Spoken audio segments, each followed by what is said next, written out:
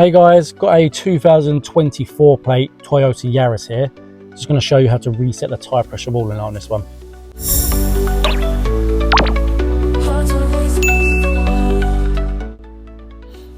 So on this one, we're going to use the controls on the left hand side of the steering wheel and then the screen on the dash in front of us. So from here, we're going to scroll down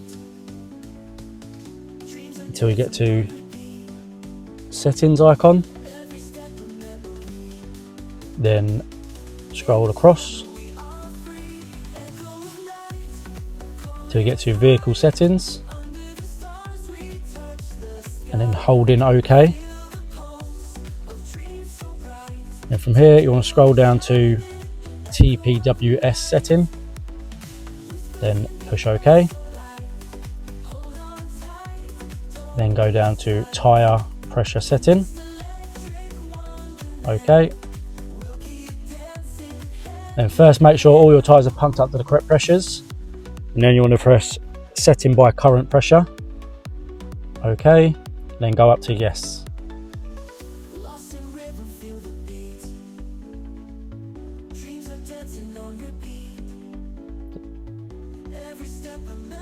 And that's it.